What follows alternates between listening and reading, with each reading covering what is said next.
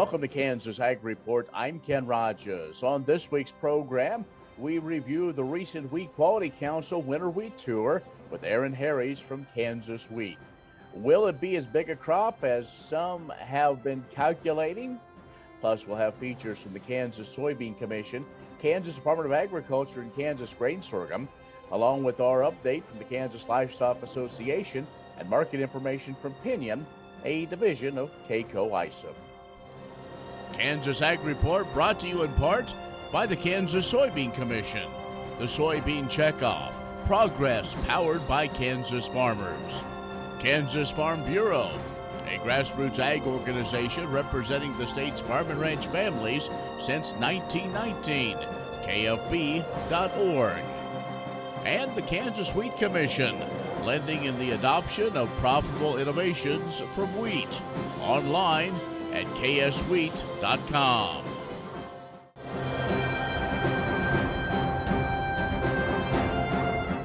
In ag news from agview.net, early concerns for a tough year on Kansas farms linked to the coronavirus pandemic of 2020 ultimately alleviated by strong crop yields, dramatically improved grain prices, and COVID-19 related government payments. That according to the Kansas Farm Management Association. Net farm income for those members climbed to $167,894 last year, up from $108,960 the previous year. The 5-year average, $98,282. This data reflects a string of consecutive years of increasing gains since 2015. Well, if you remember that year, income plummeted to just $6,744. That was the lowest average in 30 years.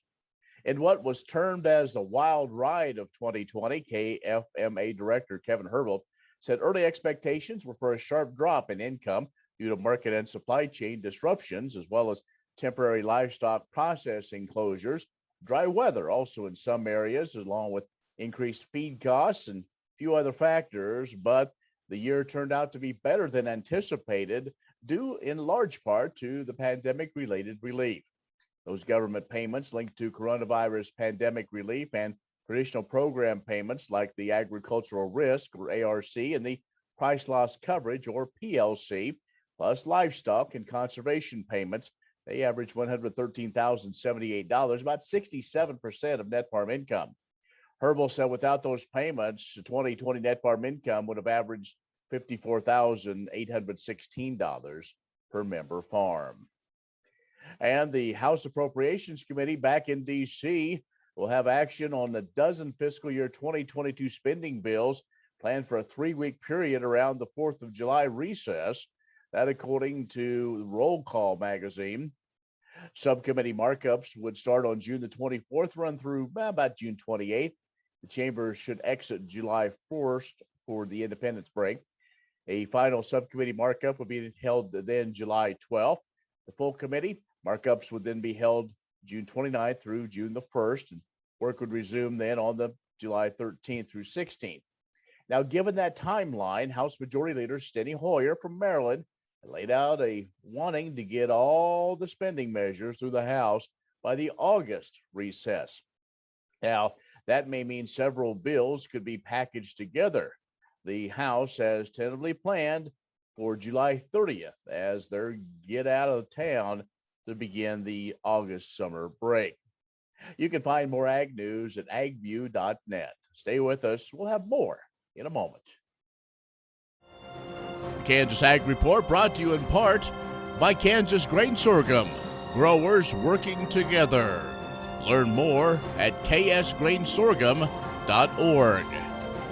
Grass and Grain, online or in the mail, keeping Kansas farmers informed for over 60 years. grassandgrain.com. And agview.net, serving the Beef Belt and Western Corn Belt with reliable and relevant agriculture information. agview.net. Premier Farm and Home has what you need to make your lawn the best in the neighborhood. Hi, I'm Ken. We choose Premier Farm and Home for the professional look that we do ourselves. Feel free to stop in. You can also visit our website at heycow.com.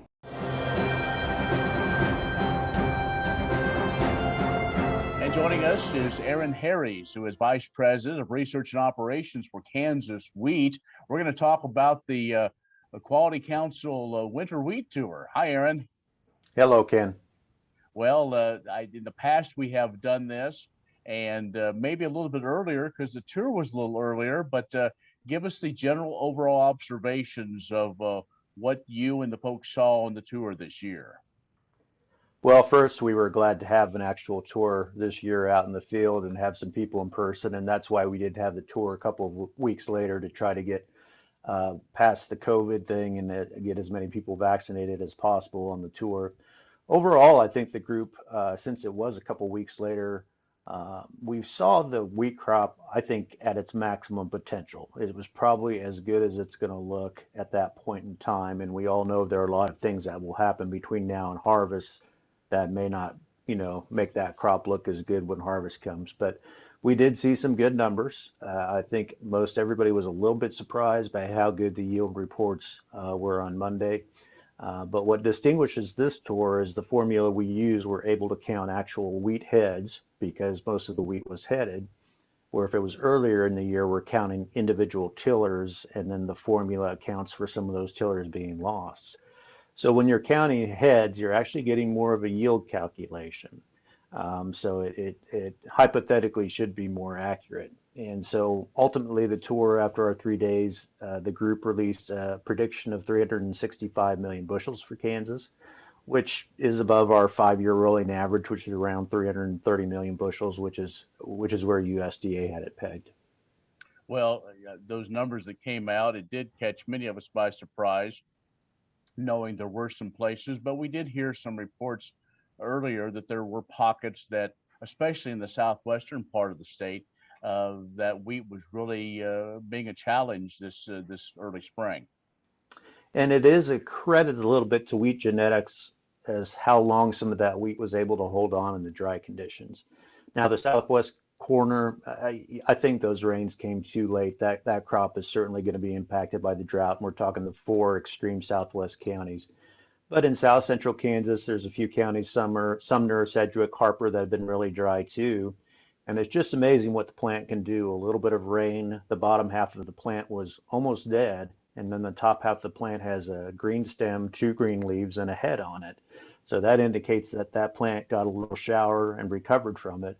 But only time will tell how much that yield is going to impact that. So, I should be clear that the average, if you average it 3 days, you get an average yield for Kansas for around 58 bushels per acre. But that's not what the group is predicting.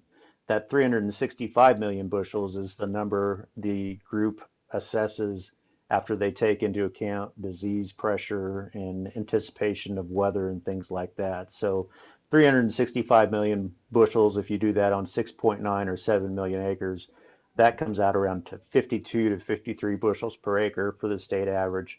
And that's far below the average record of 57, which was set back in 2016. We're talking with Aaron Harriess, Kansas Wheat, about the wheat tour that just finished up a few days ago. We'll be back and continue this conversation in just a moment. Kansas Ag Report brought to you in part by the Kansas Livestock Association, supporting members' business interests and meeting consumer demands. KLA.org.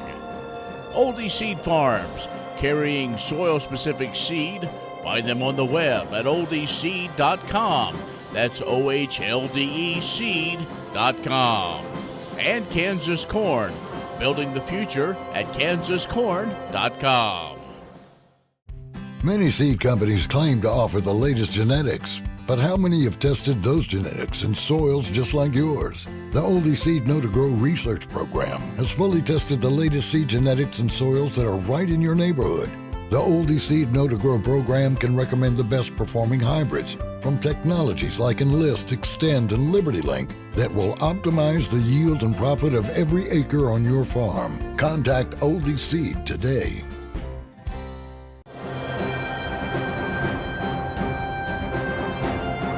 And our guest this week is Aaron Harriess, who is the Vice President of Research and Operations for Kansas Wheat, as we talk about this year's winter wheat tour. And Aaron, we talked about the numbers. Let's also talk about the other things that go into consideration. And that is, as you mentioned, some disease pressures that could maybe knock some of the yield potential out.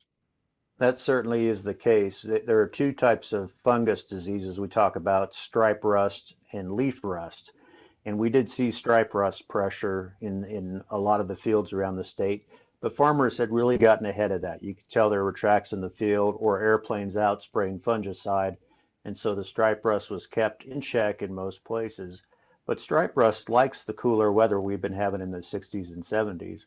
But now the warmer temperatures open the door for leaf rust, which really likes temperatures that are warmer in the 80s. So if we continue to have a rainy, wet pattern, which we've had for days now, it seems like in Kansas, and these warmer temperatures, it's really going to be a race to the finish line, because there comes a cutoff point where farmers can't go out and spray fungicides anymore. There's an interval between spraying and harvest that they have to abide by. And if you can't get in the fields before they're muddy. So we hope to get this grain developed before the rust really takes over and resurges in those fields. We're about to wrap up May, so it is just a few more weeks now. It will be starting in the south with wheat. Rain is, we never want to curse any moisture, but maybe good for the corn and soybeans, but wheat, it's a little bit different animal. We don't want to have a deluge, if you will, as it's turning and making those final preps to be harvested. Right, and we did see a lot of fields that were standing in water. I mean, we were splashing around in some water. In some parts of the state, that water just doesn't drain very well, and wheat doesn't like wet feed either. And then you hinted at another thing. If it's raining when the wheat head is flowering and filling the grain, we have to worry about fusarium head blight or scab. And then we didn't mention wheat streak mosaic virus, which has been a real problem in west central into central Kansas, which is another viral disease that really does impact yields, and that's through a curl mite that lives in volunteer wheat. So it's we often emphasize of control your volunteer wheat so we can keep wheat streak mosaic virus down. So all in all, we had that big yield estimate, but what you and I have been just talking about for the past few minutes is things that typically tend to bring yield down. We'll see how the next few weeks play out. Like you said, we're still probably a good month away from harvest, and a lot of different things are going to happen. Well, Aaron, we could talk more, but if folks want to learn more, I know they can go to the Kansas Wheat website, and there's a nice, concise wrap up of everything that took place and some observations on the wheat tours. We'll encourage folks to go there. Yep, kansaswheat.org. We've got all those reports archived on there, and so you can see all the details from all 3 days of the tour. And you can also sign up for harvest reports. We do those on a daily basis when harvest gets underway, and you can sign up to receive those reports. All right, Aaron, as always, thanks for the update, and we wish everybody great luck during harvest. Yeah, I hope everyone has a safe and successful harvest. Thanks, Ken. Aaron Harriess, Vice President of Research and Operations for Kansas Wheat, has joined us. Stay with us. We'll have more coming up. The Kansas Wheat Innovation Center in Manhattan is rediscovering ways to get improved varieties and new genetics in the hands of farmers faster. Grower-led and checkoff-funded research initiatives are bringing about positive change. This grassroots leadership provides a strong voice in Topeka and Washington, D.C. Now is the time to partner with Kansas Wheat in moving wheat forward. Kansas Wheat Commission and Kansas Association of Wheat Growers. Farmers investing in their future and yours. Log on to rediscoverwheat.org.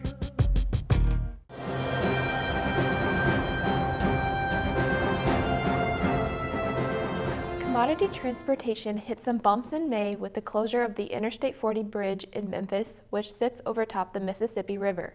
On May 11th, inspectors found an issue with the structural integrity of the bridge and closed it for both road traffic and barge traffic on the river. In a peak time for commodity shipments, 62 vessels with a total of 1,058 barges were backed up, causing delays for many agricultural products. Issues were resolved and traffic resumed May 14th. Any holdup in barge traffic flow compromises U.S. agriculture's ability to deliver on worldwide demand for our product and can impact profitability for farmers when rates of other forms of transportation increase to handle the load. This situation reiterates the importance of solid infrastructure across the country. In other transportation news, the pending acquisition of the Kansas City Southern Railway Company is heating up as Canadian National and Canadian Pacific compete to acquire the company. Initially in March, Canadian Pacific won the bid before KC Southern ultimately chose a higher bid from Canadian National. The merger creates the first rail network connecting the U.S., Mexico, and Canada. The Soy Transportation Coalition monitors transportation situations across the country and internationally to determine how those situations impact soybean farmers. To keep up with STC news, check out their website at soytransportation.org and subscribe to their newsletter. What if sustainability were synonymous with U.S. soy? If energy efficiency, water quality, and soil health help define U.S. soy's value, that future is here. The time is now. To meet end-user demands, the Soybean Checkoff is committing to sustainability that's achievable, worthwhile, and enduring. A message from the Kansas Soybean Commission, the Soybean Checkoff, progress powered by Kansas farmers. The 2020-2021 marketing year has recorded surging farm commodity prices due to increased foreign demand, and given the outstanding quality of the crops that American farmers produce, it's clear to see why buyers are interested. Earlier this spring, the U.S. Grains Council released their 2020-2021 U.S. Sorghum Quality Report. The report provides international buyers unbiased information about our nation's sorghum crop, 2/3 of which is produced here in Kansas. For the second year in a row, the average grade was above the necessary requirements for U.S. #1 sorghum. Protein content in sorghum was up 8% year over year, with readings coming in at 11.2%, nearly a full percentage point jump above last year's content. 100% of samples tested undetectable for tannins, which gives U.S. sorghum a premium for high nutrient absorption in animal diets. The Grains Council intends to share the report globally, providing the latest information for end users interested in understanding how U.S. sorghum is uniquely positioned among other varieties. And that's perfect timing, as farmers like you are heading out to the field to begin planting this year's sorghum. To read through the brief report for yourself, just visit grains.org. And to hear more about the work of the Grains Council, listen to CEO Ryan LeGrand on the latest episode of the Sorghum State Podcast, wherever you choose to listen. For Kansas Grain Sorghum, this is Adam York. Grain sorghum is one of the most important cereal crops worldwide, and Kansas leads the nation in its production. Over the years, sorghum has been either exported, used in animal feed domestically, or for other industrial uses. Recently, its use in the ethanol market has seen tremendous growth, with 30% of domestic sorghum typically going to ethanol production. Kansas Grain Sorghum is committed to sorghum research, market development, and education. Learn more at ksgrainsorghum.org.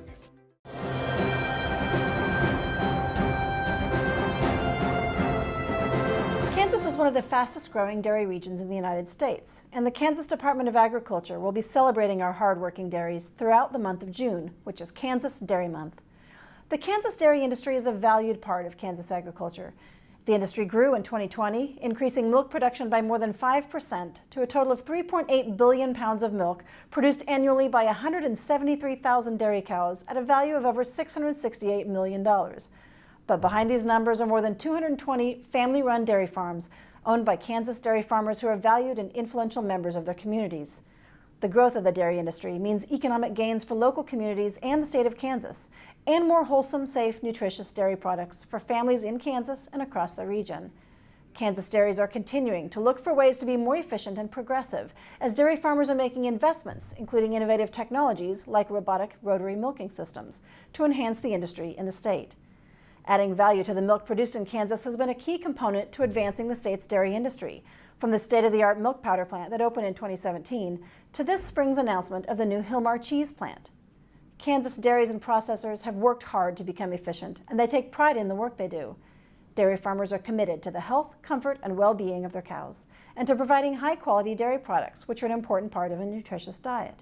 So join us and enjoy Kansas milk, cheese, yogurt, and ice cream as we celebrate the important contributions of the Kansas dairy industry during Kansas Dairy Month this June.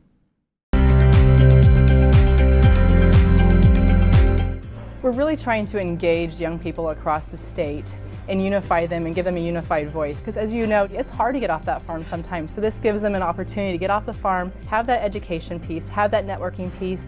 They can learn about what's going on in the political system right now. And it's just, quite frankly, it's fun. It's a great way for us to get involved and an opportunity for them to get involved in Kansas Farm Bureau.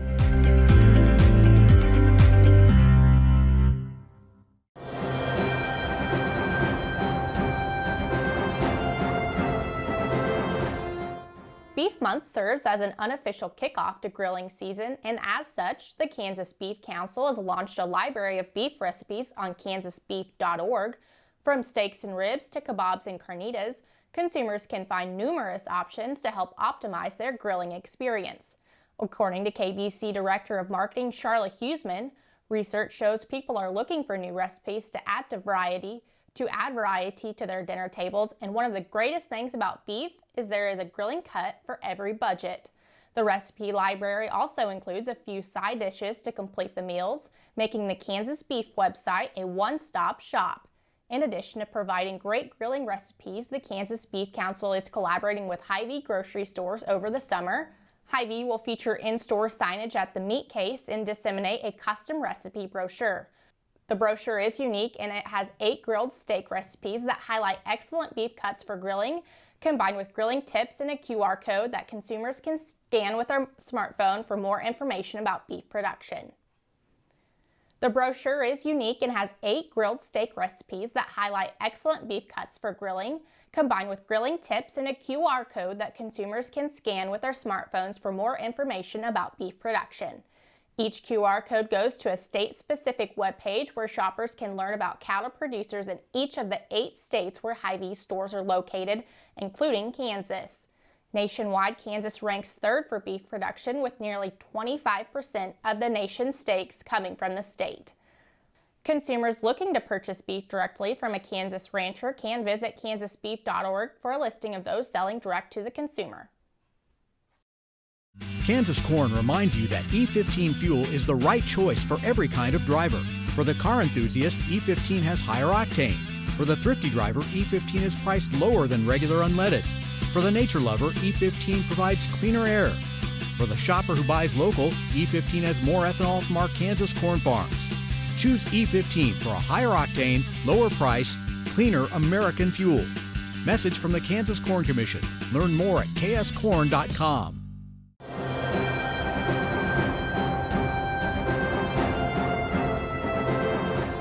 This is Derek Hermish with Pinyon, a division of KCoe Isom, taking a look at this week's markets.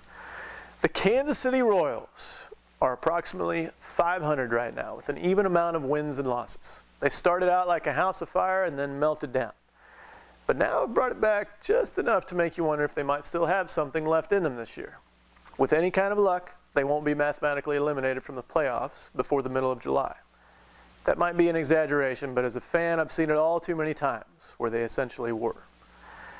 That description of the Royals season can pretty well sum up the corn market so far this year. Came into this current marketing season on fire out of the gates, and maybe had you believing there was something really special in store for this year, only to melt down and crush those thoughts.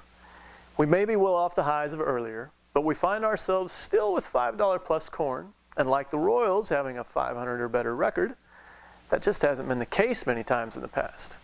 There's a lot of ball and a lot of growing season to be played yet, but already this season feels different than the last couple. I would not go buying World Series tickets just yet, but hopefully you can keep watching for a while yet without thinking that the highlight of the season is going to be when they bring the minor league prospects up in August and September. I'm Derek Hermish. Have a good day. Well, that's our show. Be social with us at kansasagreport.net or our social media channels. Reach out to your neighbor. They may have experienced heavy rainfall or tornadoes in western Kansas over the past week. They need your prayers and your support. I'm Ken Rogers. Thanks for watching. We'll see you next week.